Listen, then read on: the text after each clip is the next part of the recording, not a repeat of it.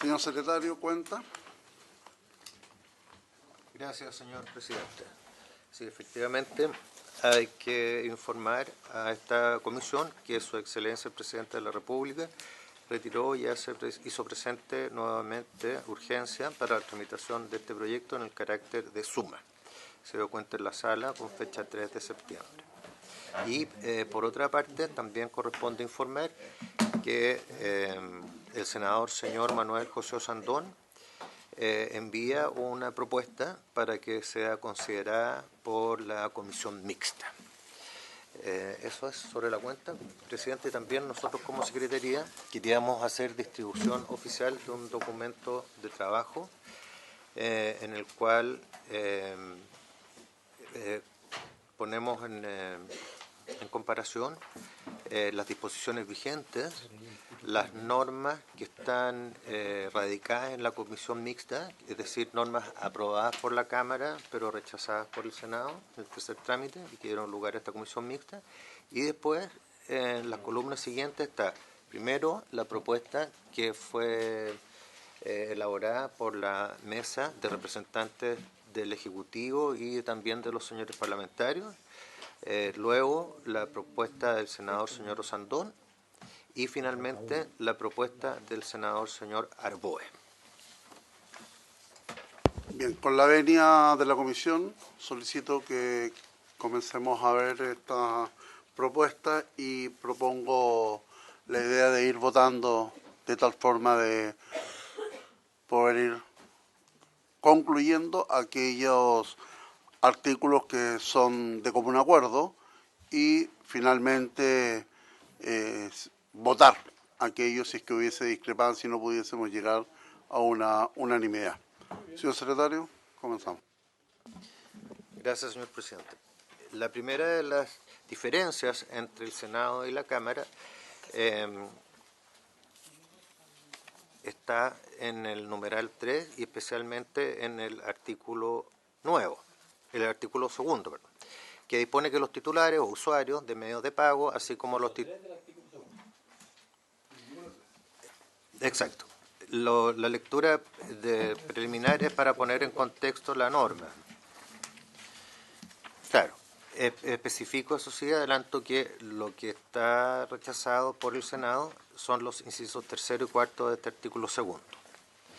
El artículo segundo es titulares o usuarios de medios de pago, así como los titulares de otras cuentas o sistemas similares que permitan efectuar transacciones electrónicas en adelante referidos en forma conjunta como los usuarios, podrán limitar su responsabilidad en los términos establecidos por esta ley en caso de hurto, robo, extravío o fraude, dando aviso oportuno al emisor.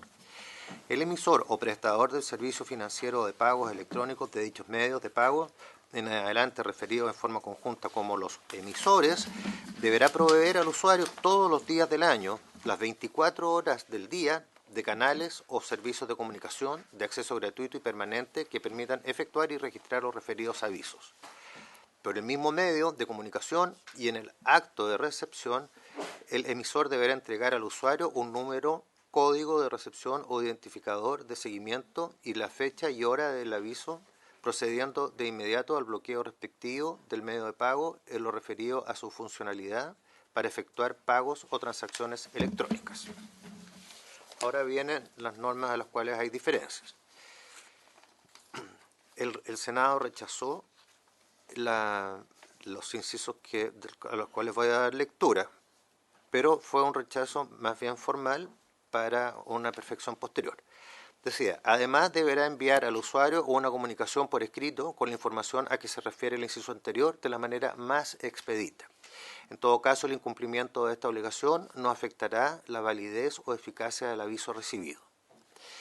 Y el inciso final, en todo caso y bajo su responsabilidad, el emisor podrá encomendar a un operador de medios de pago la provisión de estos canales o servicios de comunicación, así como la realización de su representación de las constancias de recepción o bloqueos que procedan.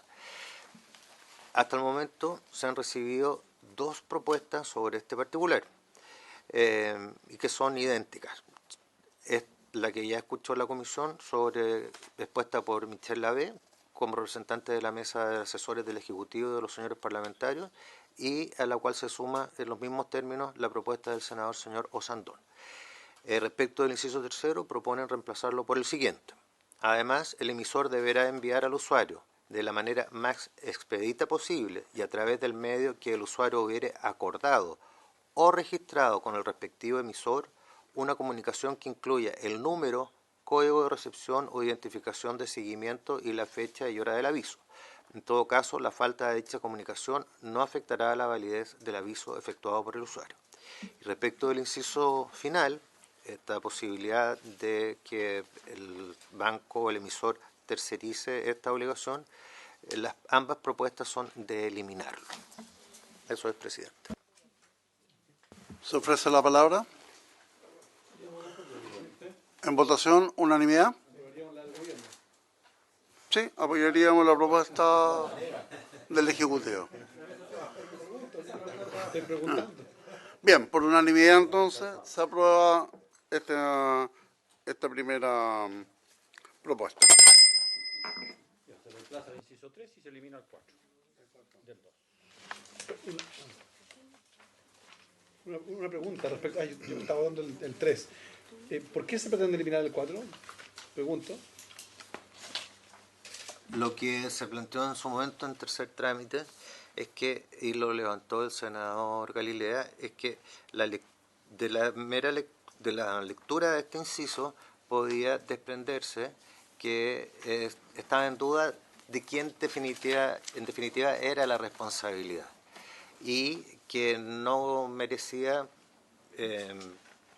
no era necesario que estuviera aquí en la ley si es que esta tarea la hacía el banco por sí o contrataba los servicios de un tercero, porque igual la responsabilidad es del emisor. Sí, un punto más. Yo quiero que quede presente esa discusión porque es relevante. No se trataba acá, por lo que yo estaba leyendo el texto, de un endoso de responsabilidad, sino más bien la posibilidad de externalizar el servicio, que es por lo demás lo que ocurre.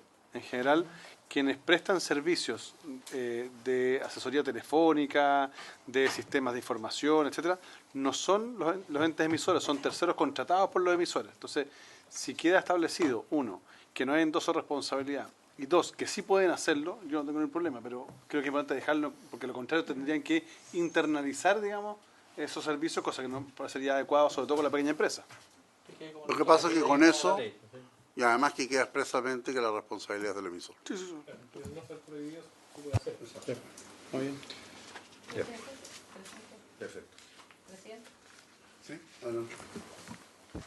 En el mismo artículo 2, solo una propuesta de por qué no subir lo que se refiere en el artículo 4, ¿cierto? Que habla, ¿cierto?, con las características del aviso oportuno y forma de efectuarlo ante el emisor. Lo que establece, ¿cierto?, en el cuarto que está acá, dice: tan pronto el usuario toma conocimiento de la existencia de operaciones no autorizadas, deberá dar aviso conforme a lo previsto en el artículo 2 de la ley. ¿Por qué no dejarlo arriba? Es una propuesta, es una sugerencia, dejarlo a continuación de lo que ya aprobamos, en el entendido de concentrar ahí, en el artículo 2, las características del aviso oportuno y forma de efectuarlo ante el emisor, manteniendo lo señalado por el Ejecutivo. Es una propuesta para que lo puedan evaluar. Modificando el artículo 4. El 2, subiéndolo del 4, lo de... Aquí está. La última parte, claro, para concentrarlo en el 2, siguiendo lo que ya se aprobó. Claro, se atenderá por aviso oportuno la comunicación que realiza el usuario tan pronto tome conocimiento de la existencia de operaciones no autorizadas. El 2 está hablando siempre del emisor. Senador Alboa. Sí, lo que quería era... Yo entiendo el sentido que plantea la diputada, pero lo que pasa es que el artículo segundo se refiere a la obligación del emisor. O sea, está hablando en primer lugar, fija el ámbito de aplicación de la ley, luego en segundo dice las obligaciones del emisor, en el sentido que debe proveer al usuario todos los días del año un sistema de información, etcétera, etcétera. Y mientras que el artículo cuarto y la reglamentación que hemos aprobado en el inciso tercero dice relación con el envío que el emisor le hace al usuario de un código de autorización, un código de seguimiento, etcétera. Mientras que el artículo cuarto se refiere a la comunicación que el usuario hace al emisor. Son dos momentos distintos, son actos distintos. Uno de la perspectiva del emisor y otro de la perspectiva del usuario. Entonces, mezclarlos podría inducir a algún error, en mi opinión. Seguimos adelante, señor secretario. La siguiente diferencia,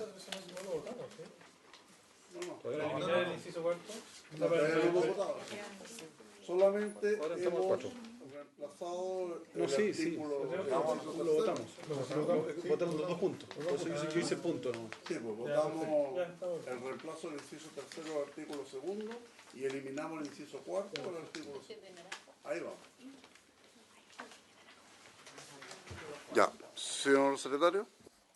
señor presidente, señores parlamentarios, la segunda diferencia recae sobre el artículo cuarto. Hay propuestas tanto de la mesa asesora del Ejecutivo, que fue la primera que conocimos, y también de los senadores señor Osandón y del senador señor Arboe. Voy a dar lectura de la primera porque de alguna manera, como se van a dar cuenta, las siguientes se apoyan en esta. Artículo cuarto. Tratándose de operaciones anteriores al aviso a que se refiere el artículo 2 de esta ley, el usuario deberá reclamar al emisor aquellas operaciones respecto de las cuales desconoce haber otorgado su autorización o consentimiento en el plazo de 10 días hábiles siguientes al aviso. Proposición del senador señor Osandón. En la primera parte es igual, pero respecto del plazo lo aumenta a 30 días hábiles siguientes al aviso. ¿Sigo dando lectura, presidente? Sí, lo que pasa es que está este punto y las tres propuestas. Ya la primera propuesta en el artículo era hasta 5 días hábiles siguientes a su expedición. Así es. La propuesta del Ejecutivo, 10 días hábiles siguientes al aviso. La propuesta del senador Osandón, 30 días hábiles siguientes al aviso. Y la propuesta del senador No, el Arboe. mío no tiene ahí. Yo no me meto. Tiene ahí.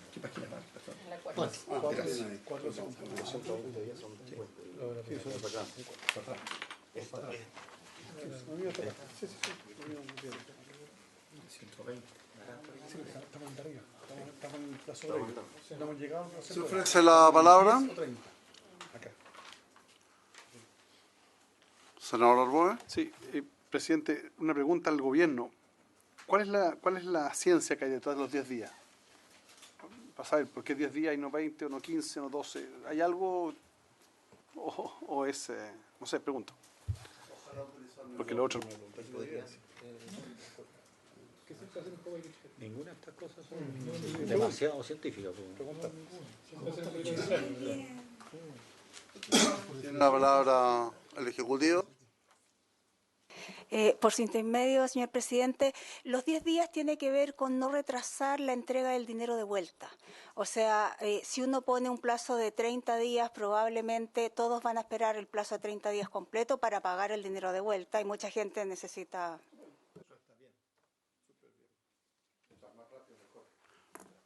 ¿Se ofrece la palabra? Pero además estos son los 10 días después de que te diste cuenta que había habido algo malo en tu cartola, entonces vas a estar tan nervioso que vas a buscar todas las cartolas rápidamente para poder saber, o sea, en 10 días incluso es harto, pero es eso, digamos. Sí, presidente. Senador Arboe. Yo agradezco la aclaración de la asesora, pero planteo lo siguiente. Lo que pasa es que esto se refiere más bien a la obligación del usuario. Es decir, el usuario va a tener solo 10 días para poder reclamar. Pasados los 10 días, se acabó la posibilidad de reclamo.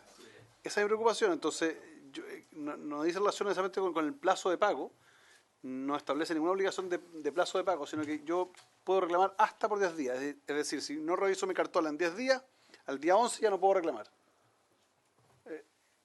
Entonces, Lo que pasa es que son 10 días a partir del hecho en que tú te has dado cuenta. de que uno se ha dado cuenta. De que uno efectivamente del aviso. Es decir, uno dispone cuando avisa.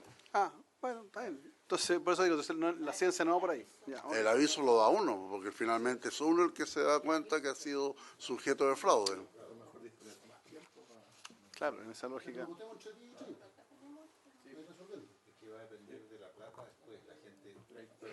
Pero Una alternativa para el tiro o la otra, perdón, presidente. Está 10 días del Ejecutivo, 30 días. ver la otra norma y sobre esa base terminar. O vamos, Invertir el orden. No, veamos esto, matemos esto. vamos Sí, al tiro. dejémoslo, porque si no, sí, Sajemos el tiro, ¿no? Ya. Ya, los que están, señor secretario, hay unanimidad. A 30 días. Joaquín Lavín. Lo que pasa es que esto también va a depender si es que si después del aviso el reclamo va a ser uno o pueden ser varios reclamos. Por ejemplo, ya yo me percato, ¿cierto?, de que hubo un fraude. Entonces, doy el aviso, reviso rápido y digo, hago el reclamo, ¿cierto?, por cierta transacción, que digo que esto fue un fraude. Pero ¿qué pasa si después me percato que hay otras? Puedo hacer un segundo aviso. Entonces, si damos el plazo de 30 días, lo que va a pasar es que el banco va a esperar hasta los 30 días, porque puede haber un reclamo el día 30, y hasta ese día en el fondo no va a haber ninguna restitución de fondos. Entonces se dilata mucho eso.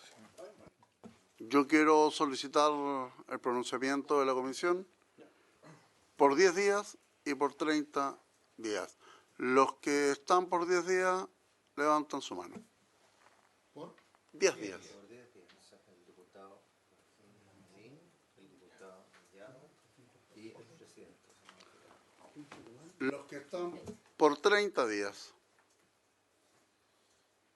Muy bien. Muchas gracias.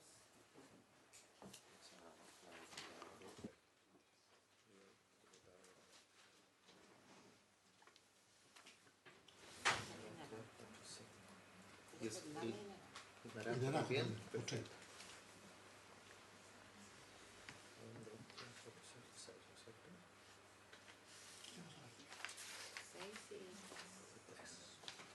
Muy bien. Se aprueba Por 30 días. 30 días. Secretario, tiene la palabra. El inciso siguiente se refiere a el plazo hacia atrás. El reclamo podrá incluir operaciones realizadas en los 90 días anteriores a la fecha del aviso efectuado por el usuario.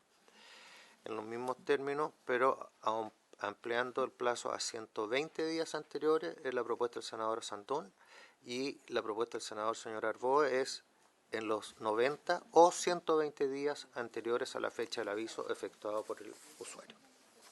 Gracias, secretario. Se ofrece la palabra. Senador Elizalde. Lo mío era No entiendo. la discusión, porque como no había claridad. Ah, ya. Ya, entonces hay que votar 120 o 90. Hay que 90 o votar. 120. Hay que votar 120 o 90. Claro. ¿Hay unanimidad por los 90 días? ¿Hay unanimidad? No. ¿Y hay unanimidad por los 120? Tampoco. Por lo tanto, en votación. Los que están por 90 días. El diputado Mellado. Un voto. Y por Los que 120, están por 120 días. el resto. Perfecto. 8. 8. Estas dos votaciones que hicimos recién van a traer un perjuicio al pequeña persona que le clonaron la tarjeta, ¿cierto? Esa persona va a tener que esperar 30 días para que le devuelvan su plata, no antes, vamos a tener problemas. Y otra vez van a decir los políticos, otra vez hicieron algo que va en perjuicio de nosotros. Yo quiero dejarlo nada más ahí, yo ya perdí la votación, pero tengan cuidado lo que estamos aprobando, porque claro, el primer plazo, digamos, entonces que se junta con el, ¿cierto?, con el segundo que va a generar 120 días, 120 para atrás, digamos, y eso va, pero eso va no, pero también el segundo, que la banca también va a apretar un poco más en el tema. Yo creo que va a suceder casi parecido a la bancarización que cuando bajaron la tasa, digamos. Yo quiero dejarlo. Yo lo que quiero establecer, antes de darle la palabra al senador Elizalde, es que finalmente el usuario va a tener 30 días cada vez que él finalmente detecte un fraude y va a poder revisar hasta 120 días. A mí me habría gustado los 10 días porque obviamente que la posibilidad que se le restituya el dinero es más rápida, pero finalmente creo que él va a tener la oportunidad de reclamar en un espacio de 30 días y de revisar hasta 120 días sus determinados estados de cuenta. Senador Elizalde. Presidente, yo entiendo el argumento que plantea el diputado Mellado, pero no existe la norma perfecta porque hay que ver dónde se establece el balance. No obstante, lo que estamos probando es mejor que lo que hay, porque sea 10 o 30 días, lo que hay hoy día es devolución ninguna. Y por tanto, nadie podría señalar, de promulgarse esta ley y entrar en vigencia, que se está perjudicando a los clientes o a los usuarios. Al contrario, se le está beneficiando respecto a la situación actual. Eso es lo primero que hay que precisar. Lo segundo, creo que habría que precisar en los 120 días si son hábiles o corridos, porque los 30 días son hábiles, pero los 120 días no se especifica. Entonces, deberíamos definir si son corridos o hábiles. Podría ser corrido eventualmente porque estamos hablando de un periodo de 4 meses, para que no haya error en su interpretación el día de mañana, o duda respecto a su interpretación. Deberíamos definir si son hábiles o corridos. Señor secretario. Presidente, perdón. Perdón. Ok.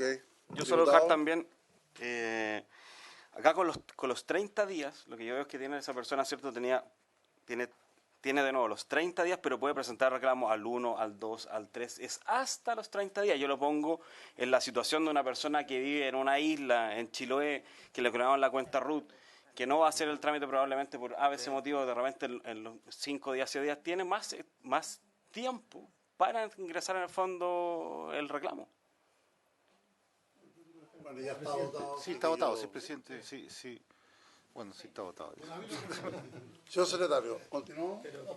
Es que El 90%, el 90%, hoy, el 90% de los reclamos son solucionados antes de 7 días. Hoy.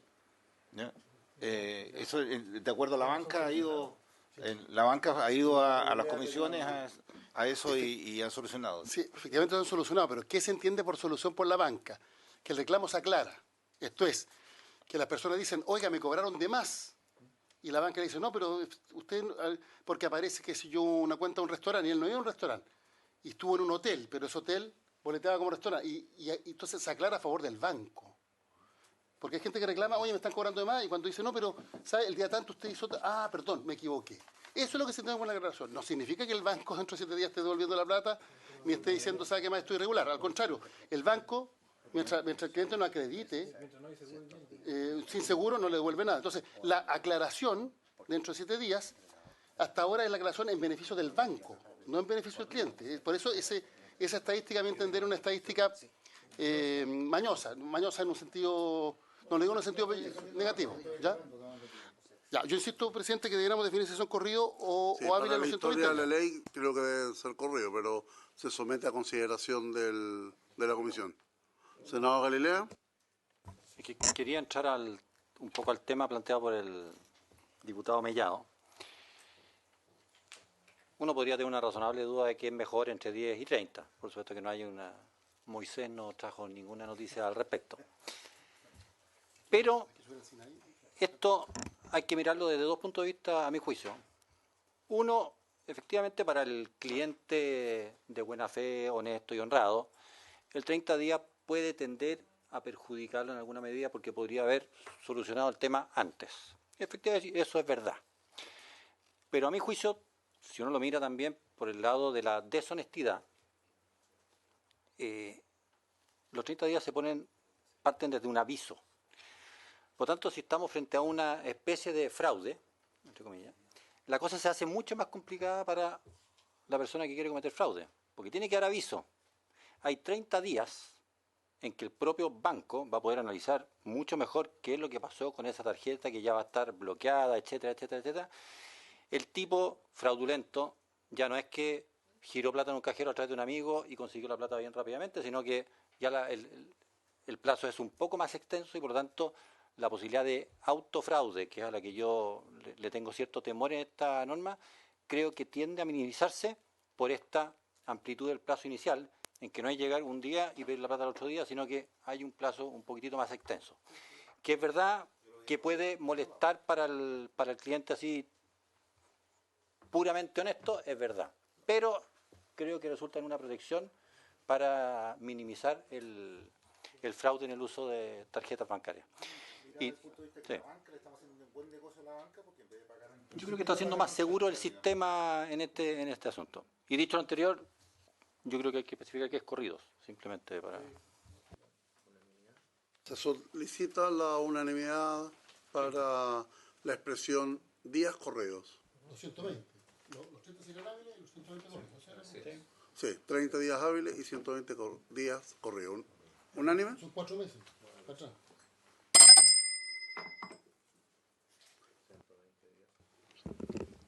Señor secretario, tiene la palabra. El inciso siguiente, si bien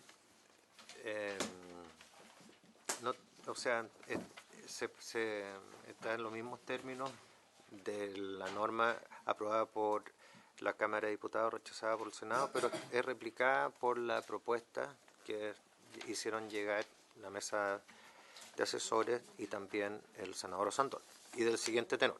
En relación con las operaciones no autorizadas incluidas en el reclamo, se considerará especialmente la circunstancia de que el emisor haya enviado una alerta de fraude al usuario, identificando las operaciones sospechosas y que exista constancia de su recepción por parte del usuario, conforme al contrato de prestación de servicios financieros correspondiente.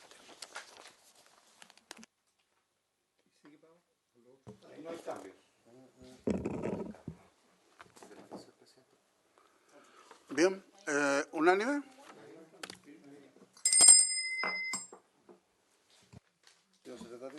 En el inciso siguiente, respecto de las propuestas, se quedaría como sigue. Tan pronto el usuario tome conocimiento de la existencia de operaciones no autorizadas, deberá dar aviso conforme a lo previsto en el artículo 2 de esta ley.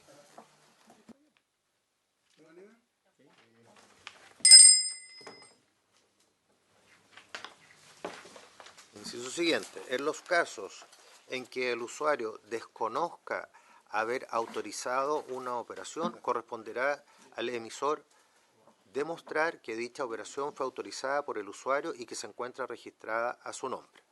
La misma proposición del senador Osandón y el senador señor Arboe se diferencia en que corresponderá al emisor probar que dicha operación fue autorizada por el usuario.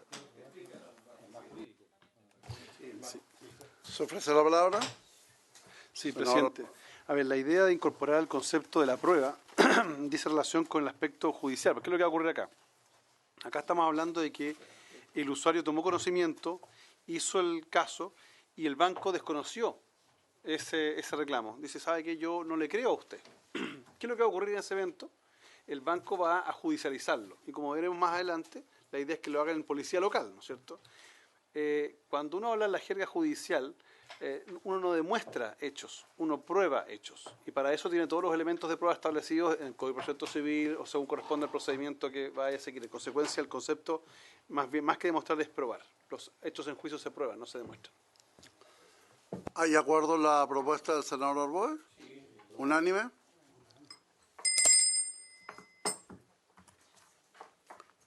Señor secretario. El inciso sexto, el siguiente. La proposición del Ejecutivo es la siguiente. El registro de una operación no bastará necesariamente para demostrar que ésta fue autorizada por el usuario, ni que el usuario actuó con culpa o descuido que le sean imputables, sin perjuicio de la acción contra el autor del delito. La propuesta del senador Osandón está formulada en los mismos términos, y la del senador señor Arboe tiene una diferencia. Dice, el registro de una operación no constituirá prueba en contra del usuario para dar por acreditado que ésta fue autorizada por el usuario, ni que el usuario actuó con culpa o descuido que le sean imputables sin perjuicio de la acción contra el autor del delito. La parte final es igual. Senador Elizalde. Sí, lo que pasa es que yo igual necesariamente a mí me hace sentido, porque si bien no basta, es un elemento. Porque depende de qué entendemos por registro. El día del registro, o sea, el día de mañana puede haber lectura de huella, puede haber lectura ocular, puede haber, no solo clave, o sea, pueden haber otras formas de registro. Entonces, descartarlo absolutamente como prueba es distinto que señalar que como prueba no es suficiente, que son dos cosas distintas. Entonces ahí manifiesto mi duda. Estoy pensando en las nuevas tecnologías que se van a ir incorporando para efectos de acreditar que una persona autoriza una transacción. Entonces ahí tengo mi duda. Por eso necesariamente a mí me hacía sentido. No tengo una opinión formada sobre esto, entonces me gustaría escuchar los argumentos para formarme una convicción.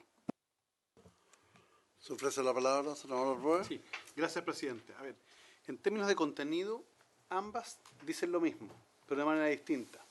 Porque mientras las indicaciones del Ejecutivo y del Gobierno utilizan el no bastará, es decir, no será suficiente, necesariamente, es decir, que no va a ser suficiente necesariamente, es decir, que cuando es necesariamente podría ser suficiente, ¿ya?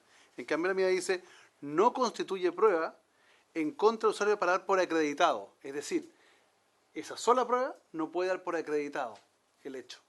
Vale decir, si el banco, el emisor, quiere generar una prueba de que hubo una especie de fraude, va a tener que reunir esa prueba más otra, porque esa prueba no constituye para dar por acreditado. En definitiva, necesariamente se encuentra incorporado dentro de la redacción. Porque con eso quizás no es prueba siquiera parcial. No, Con la redacción que porque dice para dar por acreditado. Pues si dijera, no constituirá prueba en contra del usuario, y no dijera para dar por acreditado, podría entenderse que no es elemento de prueba. Es que la prueba acredita. Sí, pero por el solo efecto, por el solo hecho de ella, no podría dar por acreditado. No. Y si pusiéramos, para salvar esto, el solo registro de una operación no constituirá prueba. Partiendo. También podría ser, perfecto. También podría ser. Sí, Dejémoslo así. perfecto. Entonces, ¿cómo quedaría, senador Elizalde? El solo registro de una operación. El solo registro de una Una operación. operación No constituirá prueba. en contra del usuario. A ver, Yo creo que esa es una buena propuesta, porque está evidente, si el banco solo tiene el registro, no es prueba. Ahora, si tiene el registro, después hay una toma de una cámara donde entró al local, Eso es. y una serie de otros medios de prueba, claro, ahí es una prueba más. Sí, eso es. Pero podríamos decir que el comprobante solo no es suficiente y se requiere de otras pruebas. Entonces yo creo que agregando la palabra solo, como propone el senador Galilea, se salva lo que plantea también el senador... Sí, pero, presidente. senador Arboe. Al incorporar la expresión solo, uno debiera reemplazar el una por la, porque podría entenderse que se refiere a una en términos de cantidad, cuando en realidad el una no está utilizado en sentido de cantidad, porque podría ser dos operaciones. Entonces quedaría de la siguiente forma: el solo registro de la operación o de las operaciones no constituirá, ¿se fija? Porque si no alguien podría interpretar que el solo registro de una operación utilizando la ejecución en términos de cantidad, cuando en realidad es más bien demostrativo y no de cantidad. Que definir. El solo Es registro de las operaciones. De las operaciones, no con- Y ahí seguimos. ¿Hay acuerdo de la comisión? No, que es el registro. Es el registro, no son las operaciones. Claro. Señor secretario, para que podamos, para que dé lectura todo la el propuesta plural. final sería el solo registro de las operaciones no constituirá prueba en contra. Constituirán. No, constituirá. Lo que pasa es que el registro es el registro No singular. constituirá. Prueba en contra del usuario para dar por acreditado que ésta fue autorizada por el usuario. Ahí está. Eso es. Ni que el usuario actuó con culpa o descuido Sí, que le sí. sean imputables sin Ahí está. perjuicio de la acción contra el autor del delito. Esto para que la historia, lo que entendemos por registro es el comprobante, eso es que entendemos por registro. O sea, hay otra forma de registro de la operación, obviamente no está considerado dentro de la hipótesis de este artículo. El registro es el comprobante, la cartola, el detalle de movimiento. El eso es. estado de cuenta. Sí. Bien. Se solicita la unanimidad de la propuesta con modificaciones. Señor secretario. Ya, ahí con eso se despacha el artículo 4. El artículo 5, como todos los señores parlamentarios saben, se refiere a la restitución de los fondos correspondientes a las operaciones reclamadas. La diferencia, se van a dar cuenta, es el monto de lo reclamado. En la primera parte, las propuestas son idénticas. El emisor deberá proceder a la cancelación de los cargos o a la restitución de los fondos correspondientes a las operaciones reclamadas en virtud del artículo 4 dentro de los 5 días hábiles contados desde la fecha del reclamo, cuando el monto total reclamado sea igual o inferior a 10 unidades de fomento, es la propuesta de la Mesa Asesora del Ejecutivo y de los parlamentarios, sea igual o superior a 35 unidades de fomento, la propuesta del senador señor Rosandón, o igual o inferior a 20 unidades de fomento, es la propuesta del senador señor Arboe. Bien, hay unanimidad por nada. Presidente, Muy bien. me hace ruido esto. Diputado. Nosotros acabamos de aprobar los 30 días, ¿cierto? 30 días hábiles siguientes. Y aquí estamos hablando de que dentro de los 5 días hábiles contados la fecha tiene que pagar el banco. Pero resulta que el banco no va a pagar hasta que no termine la investigación de los 30 días. Entonces hay un topón de fecha. No, pero ese es el reclamo. Pueden haber varios, pero siempre es... Pero dice aquí, los cargos, restitución de los fondos correspondientes a las operaciones en virtud de 5 días hábiles contados desde la fecha de reclamo. Y aquí nosotros colocamos que de la fecha de reclamo hay 30 días hábiles siguientes del aviso, perdón. No, 5 días desde el reclamo. Tiene 30 días Pero una dice, persona el para usuario debería emitir un- reclamar al emisor aquellas operaciones respecto a las cuales desconoce haber otorgado su... concediendo el plazo de 30 días hábiles siguiente al aviso. no, porque primero da el aviso Me al robaron banco. la tarjeta. Dice, ¿sabe qué? Claro, me robaron la tarjeta. O me defraudaron de X manera. Y después, en el fondo, tiene por esta plazo de operación. 30 días para decir, mire, fue aquí, aquí, aquí y aquí. Puede hacer un solo reclamo. El aviso le para la tarjeta y el reclamo te hace... Son dos Puede ser simultáneo, pero son dos actos. A ver, por favor, lo tenemos. Senador Elizalde. hay que distinguir entre el aviso y el reclamo. El aviso es la información que entrega al cliente que hay una operación que él no ha autorizado, ya sea porque le robaron la tarjeta, se la clonaron o simplemente le apareció en la cartola una operación que él desconoce. Ese es el aviso. El reclamo es cuando detalla las operaciones que desconoce. Tiene 30 días para reclamar desde el aviso. Cuando reclama, tiene 5 días para devolver la plata de acuerdo al monto del reclamo. Ahora, el único detalle que podría haber, esto ya siendo muy ¿sí? Es que uno podría fraccionar los reclamos dentro de los 30 días y caer todas las veces bajo las 10, 35, 20 UF. Y por tanto, que le tengan que restituir por parcialidades, porque es el único detalle que podría quedar abierto. Pero es evidente que hecho el reclamo, o sea, que el aviso y el reclamo son cosas distintas y la devolución se cuenta desde el reclamo, no desde el aviso, y desde el aviso hay 30 días para reclamar. Eso es claro. Vamos a proceder entonces a someter a consideración de la comisión las 3 propuestas. La propuesta del Ejecutivo establece que el emisor deberá proceder a la cancelación por un monto igual o inferior a 10 unidades de fomento. Se solicita a los señores miembros de la comisión levantar la mano de quienes estén de acuerdo. 10 unidades de fomento. La propuesta del senador Osandón es que el emisor deberá proceder a la cancelación por un monto total reclamado igual o inferior a 35 unidades de fomento. Los señores parlamentarios que estén a favor.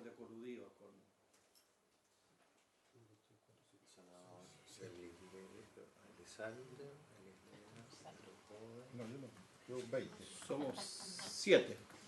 Habemos 7 porque hasta el juez se sumó. Sí. Yo estoy por la de 20, pero bueno, da lo mismo. Que estoy viendo los fallos. ¿Puedo comentar una cosa? Senador Arboe. Sí, presidente, solo para efecto Los senadores o los parlamentarios que estamos en la condición de igual o inferior a 20 unidades de fomento, diputado Mellado y senador Durán. Y el resto 30. Senador Arboe, ¿usted retira su propuesta? No lo retiro, no, porque me sumé a la otra. Perfecto. Porque quería argumentar, si fuera posible. Sí. Lo que pasa, presidente, es que estábamos revisando aquí, el asesor nos mostraba algunos fallos últimamente. El día 13 de agosto y el 14 de agosto, la excelentísima Corte Suprema de Justicia ha acogido reclamos de fraude En el caso del 13 de agosto por 5.800.000 pesos y en el caso del 14 de agosto por $1.500. Ambas cifras superan las 20 UF, que era lo que yo había pensado, porque en estricto rigor se pensaba que los montos eran bastante menores y la verdad es que los reclamos judiciales están llegando por más cantidad e incluso a la Corte Suprema, razón por la cual me sumo a la otra indicación. Ese es el argumento que basado en la evidencia de los fallos de la Corte Suprema. Gracias, senador. Tiene la palabra, señor secretario. El inciso siguiente se refiere a cómo proceder a la restitución de estos fondos. En las sesiones anteriores ya se había conocido la propuesta del Ejecutivo de que iba a depender del monto a reclamar. Entonces, la proposición del Ejecutivo que todos conocen es la siguiente. Dice, si el monto reclamado fuere superior a 10 unidades de fomento, la cancelación de los cargos o la restitución de los fondos del inciso anterior deberá ser equivalente al 25% del monto total reclamado, cifra que en cualquier caso no podrá ser inferior a las 10 unidades de fomento. La propuesta del senador, señor Arboe, es bien similar, pero los montos aumentan. Porque dice, si el monto reclamado fuera superior, del senador Arboe, perdón, si el monto reclamado fuera superior a 20 unidades de fomento, la cancelación de los cargos, la restitución de los fondos del inciso anterior deberá ser equivalente también al 25% del monto total reclamado, cifra que en cualquier caso no podrá ser inferior a las 20 unidades de fomento. La propuesta del senador Sandón sí tiene algunas diferencias. Dice, si el monto reclamado fuera superior a 35 unidades de fomento, el emisor deberá proceder a la cancelación de los cargos o la restitución de los fondos por un valor de 35 unidades de fomentos en igual plazo que en el inciso precedente. Y respecto del monto superior a dicha cifra, el emisor tendrá 7 días hábiles para cancelarlos o restituirlos al usuario. Senador Elizalde. Bueno, yo voté por las 35F y comparto la propuesta del senador Sandón. Sí creo que la redacción de este inciso genera un error, puede llevar un equívoco, porque se da a entender que cuando el reclamo es superior a 35F... no, perdón, está bien, porque supone que... Sí, está bien, sí. Retiro lo dicho, presidente. Gracias. Entonces vamos a someter a... ¿Hay unanimidad por la propuesta del senador Sandón? Sí. ¿Hay unanimidad? ¿Hay unanimidad por tercera vez? No, yo vengo de atrás con los 20 UF, pero... Por favor. Y por los 10 días. Diputado Naranjo. Se solicita entonces la unanimidad de la comisión. La unanimidad.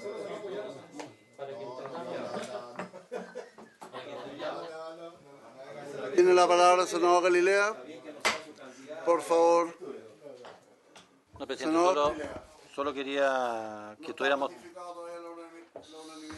estuviéramos bien claros de que la propuesta del senador Sandón es, se paga 35, no hay exceso a 35, hasta que se resuelve por el banco si es que completa o se va a los tribunales. 7 días. Sí, 7 días para eso. Pero no hay 25% ni ningún incremento, sino que se cortan 35. Sí. Para eso, para que estemos todos claros. Ya, perfecto. Unánime.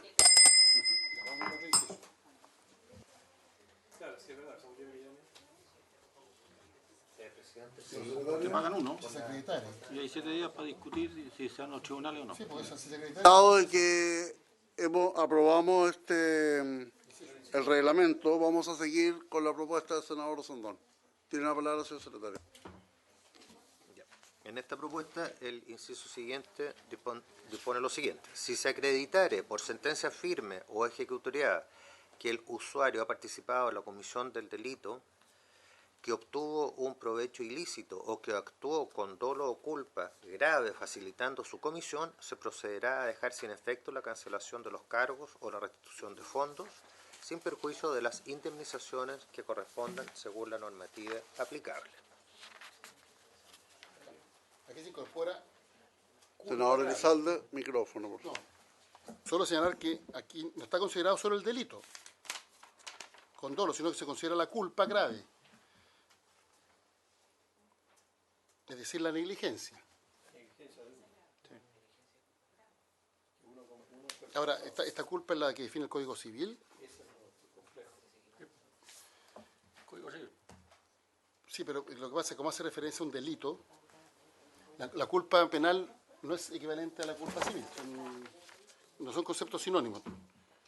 Al calificarla de grave yo entiendo que se hace referencia a la culpa del Código Civil, pero hay una especie como de, Sí, en la propuesta del Ejecutivo de mezcla de conceptual, porque se podrían confundir los conceptos de dolo y culpa en materia penal con dolo y culpa en materia civil. En esta redacción. En el otro está, 680 del Código Civil. Aquí precisa más en la respuesta. ¿Quiere que lectura la... Señor secretario, tiene la palabra el señor secretario para ver cómo aclaramos este impasse. Porque la culpa en materia penal no se gradúa. No es que, y en materia civil sí. Lo que pasa es que la norma aprobada por la Cámara de Diputados es muy similar a la que viene propuesta por por el senador Osandón. Y claro, al haber optado porque la devolución del dinero se haga dentro de 35 días o 7 días después del reclamo, cambia un poco las reglas del juego. Yo solo digo para que esta redacción lo que establece es primero que lo que es relevante es que haya una sentencia firme y ejecutoriada, sin distinguir por ahora si es penal o civil. Que el usuario ha participado en la comisión del delito, se entiende que es una sentencia penal. O que actuó con dolo o culpa grave. La culpa en materia penal no se gradúa, si es materia civil, por tanto, podría incorporar también una sentencia de carácter civil. Y ahí se procede entonces a dejar sin efecto la restitución de cargo. Entonces, lo que quiero señalar es que esta propuesta, para tener conciencia de lo que vamos a aprobar, no se refiere solo a una sentencia de carácter penal. Pudiera comprender una sentencia de carácter civil, porque si no... De hecho es civil en este procedimiento.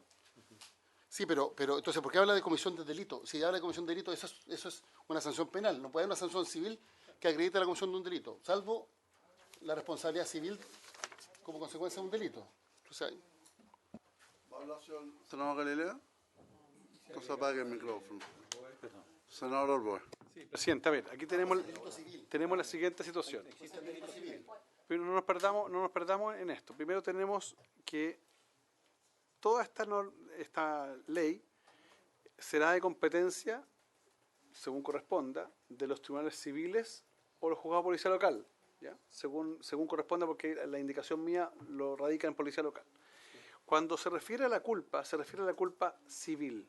Culpa grave, en este caso la indicación es culpa grave, es civil. ¿Por qué? Porque el procedimiento que se sigue es el procedimiento que está establecido en el artículo 680 y siguiente del Código de Procedimiento Civil, que es el procedimiento sumario. En consecuencia, ahí sería el reclamo. Mi indicación, a diferencia de las otras, lo que dice es que radica esto en el juzgado de policía local. ¿Cuál es el sentido de radicar en el juzgado de policía local? Es que tanto el usuario principalmente, porque el emisor va a tener abogado, pero el usuario, si va a litigar con el emisor, porque el emisor duda de su fraude, vale decir, le está imputando algún grado de responsabilidad en la defraudación que le está denunciando, se va a poder defender sin abogado. A diferencia en el Código de Procedimiento Civil, que en el procedimiento sumario se exige abogado. Esa es la diferencia, por eso yo radico esto otro, porque ¿qué es lo que ocurre? Muchas de estas defraudaciones, una parte importante de ellas, no tengo la cifra acá, se realiza a personas que tienen, por ejemplo, cuenta RUT o escasos montos de depósito. Y esa gente probablemente, si ya ha sido defraudada, no tiene ese patrimonio adentro, el banco le ha entregado una determinada cantidad, pero si el monto es mayor de la defraudación, ya tiene una pérdida. Si a eso le suma que el banco lo está denunciando y va a tener que defenderse, contratar abogados sin la plata que ya le han defraudado, mi percepción es que puede ser una carga mayor y puede significar una afectación del derecho a la justicia. En consecuencia, por eso lo radico en el juego de policía local y no en el civil. Eso es. A ver, senador, perdón, había pedido la palabra la diputada Joana Pérez. Yo concuerdo con el primer argumento del senador Arboe. Efectivamente es civil y está en el artículo 44, donde enumera los tres tipos de culpa, dolo, y lo otro que yo creo que no estoy de acuerdo en el tema municipal del juez de policía local, porque creo que igual eso también las personas tienen que pagar la notificación, o de repente si no es en el mismo lugar un exhorto, y puede generar quizás un costo mayor en el tema. Entonces yo en este caso, presidente, me quedaría con la propuesta del senador Osandón. ¿Cómo está? Gracias. Entonces estamos claros que es, sin que lo diga, se referiría a la comisión de un delito y en este caso sería civil. Solo para la historia de la ley, que quede claro que este concepto de delito civil es en un sentido genérico, por tanto comprende también el cuasi delito civil, en el caso de que haya culpa grave, porque el delito civil requiere dolo. Cuando no hay dolo y solo hay culpa, es un cuasi delito civil. Entonces, por tanto, el concepto de delito que se utiliza aquí es en un sentido genérico, no específico, y por tanto comprendería tanto el delito como el cuasi delito en el caso de la culpa grave. Dolo, delito, y en este caso culpa grave, cuasi delito. Sí, solo para efectos de recalcar que la propuesta de que quede radicado en el juzgado de policía local es para hacerlo concordante también con las acciones establecidas en la Ley de Protección al Consumidor, establecida en el artículo 50, letra A, porque da mayor facilidad y mayor posibilidad de litigar por menor cantidad de recursos a aquellas personas sin tener que moverse a los juzgados civiles en ciudades distintas. Voy a poner un ejemplo. Los habitantes de la comuna de Santa Bárbara, si quieren litigar, van a tener que ir a los juzgados civiles que están en Los Ángeles. Probablemente el traslado de un lado a otro le va a significar una erogación monetaria que le va en la práctica a impedir o a lo menos limitar la posibilidad de ejercer su legítima acción judicial de defensa ante una acusación de fraude que le haga el ente emisor. Esa es mi posición. Yo le voy a pedir al señor secretario entonces que nos pueda presentar una reacción en torno a lo que se ha estado planteando, porque la propuesta de los artículos del Código Civil está en una propuesta distinta a la del senador Osandón y lo que hemos recogido. ¿Se refiere a la competencia? O sea, ¿cuál es el juez competente para conocer? Yo planteo una cosa distinta. Lo que yo digo es que todos estos juicios... Sí, pero la propuesta del senador Osandón no hace mención ni referencia al... Por lo mismo. Por lo mismo, porque como no hace referencia... Como no hace referencia al juzgado competente, se pueden aplicar las normas que ha planteado el senador Sandón desde el punto de vista de la culpa, pero se puede perfectamente radicar en el juzgado de policía local. Uno podría plantear. Ahora, yo tengo una redacción que viene completa, viene con la redacción de la culpa, no le pongo culpa grave, le pongo culpa, ¿ya? Por si acaso, y luego de eso la radico en la competencia en el juzgado de policía local. Yo concuerdo con el senador Arboe en que facilitémosle y abaratámosle en la defensa en el caso al usuario, digamos, no al banco. El banco tiene los recursos, tiene los abogados, les paga un costo fijo, no sé, pero va a tener mayor posibilidad de defenderse y va a tratar de estirar el chicle el máximo posible en cualquier juzgado, digamos. En cambio, el juzgado de policía local va a ser un poco más rápido, más cercano. Y concuerdo, yo en Cunco, por ejemplo, o en cualquier lugar está policía local, pero no está en el otro juzgado, digamos, está en Temuco. Senador Galilea. Presidente, yo, reconociéndole el mérito a todas las reacciones, creo que en esto es más sencilla la reacción que ha propuesto el senador Arboe, en términos de que no se pone a hablar de delito, sino que simplemente recuperar antecedentes que acrediten dolo culpa, punto. Yo comparto, lo hemos conversado, irnos a la policía local por razones de costo y por razones de cobertura geográfica, o sea, por todos lados es más asequible esa justicia para el usuario. Así que yo no me amarraría, si bien aprobamos el primer inciso del senador Osandón, yo en el segundo inciso me iría a la página 9 y tomaría la redacción que propone el senador Arboe. Esa es mi propuesta. ¿Hay unanimidad por la senadora Elizalde? Yo comparto que la redacción del senador Arboe es más adecuada. No obstante, yo soy partidario de excluir la culpa. Porque al final estamos generando un espejismo. La gente cree que está protegida y el concepto de culpa es tan amplio que se puede llegar el día de mañana a gritar por un juez de policía local que no revisó la cartola a tiempo, culpa, y por otro lado estamos prohibiendo que contraten otro tipo de seguro. Entonces, solo la hipótesis la restringiría al dolo, cuando la persona actuó dolosamente, pero excluiría la culpa, porque si no, reitero, estamos generando un espejismo que la gente va a estar protegida, incluso si estoy hablando mínimamente negligente, no estoy hablando de culpa, no, pero mínimamente negligente, y al final le estamos diciendo que además no se puede contratar un seguro, o sea, la gente queda desprotegida, y la jurisprudencia puede aceptar mañana al presidente que una persona que no revisó a tiempo su cartola actuó de manera negligente, por tanto hay alguna forma de culpa y por tanto no se procede a la indemnización. Pero la culpa grave que... Como estamos en la hora casi, tenemos otras actividades, ¿por qué no dejamos que los asesores hagan una propuesta a partir de lo que hemos escuchado? Porque hay argumentos en uno y quedamos otro hasta acá, se hará una nueva propuesta habiéndose cumplido el horario.